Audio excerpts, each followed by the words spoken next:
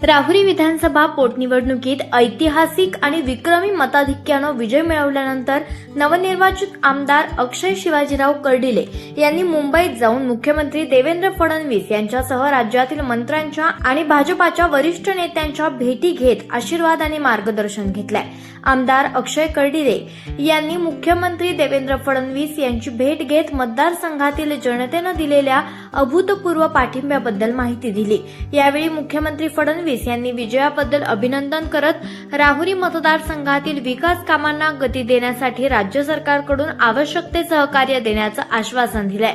यानंतर आमदार कर्डिले यांनी भाजप प्रदेशाध्यक्ष रवींद्र चव्हाण यांची भेट घेतली। पक्ष संघटन अधिक मजबूत करणं, ग्रामीण भागात भाजपाची ताकद वाढवणं तसेच आगामी स्थानिक स्वराज्य संस्थांच्या निवडणुकांच्या पार्श्वभूमीवर पक्ष बांधणी यावर सविस्तर चर्चा झाली। राहुरी मतदारसंघातील विजय हा कार्यकर्त्यांच्या मेहनतीचा आणि जनतेच्या विश्वासाचा परिणाम असल्याचं कर्डिले यांनी यावेळेस नमूद केल्याचं समजतंय।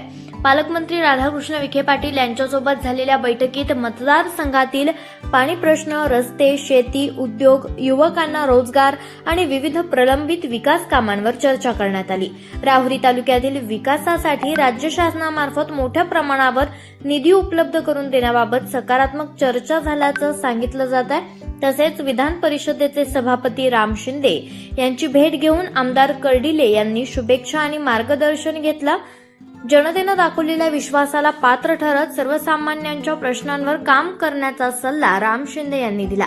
याशिवाय पर्यावरण आणि हवामान बदल मंत्री पंकजा मुंडे यांची रामटेक बंगल्यावर भेट घेऊन कर्डिले यांनी आशीर्वाद घेतले। दरम्यान आमदार कर्डिले यांच्या या मुंबई दौऱ्यामध्ये राहुरी मतदारसंघातील विकास कामांना आता अधिक वेग मिळणार असल्याची चर्चा सुरू झाली आहे। विक्रमी विजयामुळे आमदार कर्डिले यांचे राज्य पातळीवरील राजकीय वजन वाढल्याची भावना समर्थकांकडून व्यक्त होतीये। मतदारसंघातील कार्यकर्त्यांमध्येही उत्साहाचं वातावरण आहे। आवाज जनतेचा, लढा सर्वसामान्य जनतेच्या न्याय हक्कांसाठी।